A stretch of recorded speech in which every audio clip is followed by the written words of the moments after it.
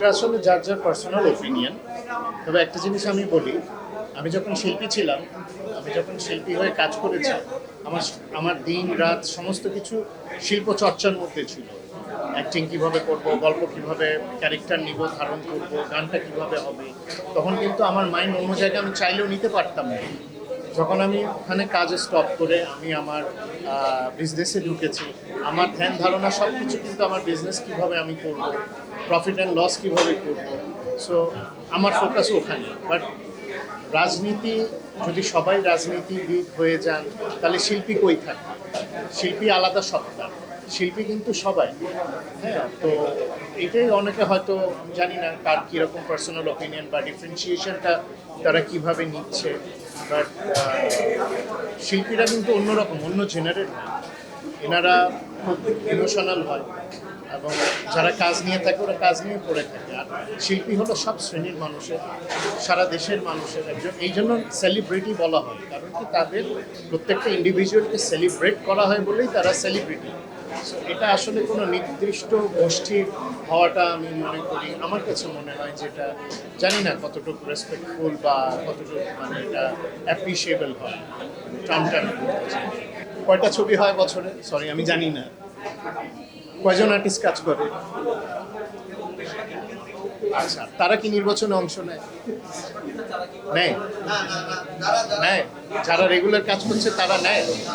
নেয় না? তাহলে এটাই ক্লিয়ার হয়ে যায়, আপনার কোশ্চেনের উত্তর এখানেই। এটা টাইম পাসের জন্য করছে বা কারোর হয়তো আসনের প্রতি আসক্তি থাকে সেই জন্য হয়তো করছে। বাট অ্যাকচুয়ালি যে ইন্ডাস্ট্রিতে শিল্পীরা কাজই করতে পারছে না, সেখানে শিল্পী সমিতি থেকে কি করবে বা কাকে সাপোর্ট দিবে, I don't get the idea. Industry চলে সবাই সাপোর্ট, শুধু আমরা নিয়ে ভাবলে হবে না। এবং কোথায় গেলে কারা আমাদের কথা শুনবে বা গাইডেন্স শুনবে, এটাও একটা বিষয়। এমজিচিকে কাউকে অ্যাডভাইস তো দিতে পারবো না, আমরা অনেক জুনিয়র। আব্বার কথা আলাদা ছিল, উনি একজন মহান ব্যক্তি ছিলেন, শিল্পী ছিলেন, গার্জিয়ান ছিলেন ইন্ডাস্ট্রি। উনি আরও ইন্ডাস্ট্রি ভালো বুঝতেন এই কারণে, বিকজ ওনার হাতে ইন্ডাস্ট্রি গড়া। ওনার জায়গা তো আমরা কেউ নিতে পারবো না, বা আমরা বললে আমাদের কথা হয়তো শুনবে না। বাট এটা কিন্তু এই অবক্ষয় বা যেটাই বলেন, আজকে আপনি যেটা বললেন, যে টার্মটা ইউজ করলেন, এটা একদিনে হয়নি, এটা বছরে বছরে হয়ে এসছে। এবং আমরা বুঝতে পেরেছি যে আমরা এদিকেই যাচ্ছি। তো এখন এটা রেজাল্ট আসলে সবাই সাফার করছে। সেলিব্রিটি মানে কি? সব সব স্তরের শ্রেণীর মানুষ সেলিব্রেট করে, তাদেরকেই সেলিব্রিটি। আইডল মানে যে না আইনারা এরকম করছে, যেটা আমি আমার বাবাকে বা ওনার সমসাময়িক যারা অভিনেতা ছিলেন, অভিনেত্রী ছিলেন, তাদেরকে দেখি সম্মান নিয়ে রেখেছেন।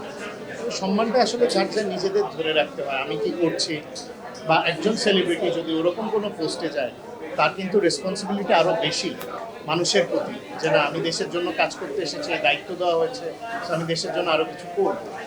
এটা আসলে যার যার পার্সোনাল ওপিনিয়ন বলা যায়।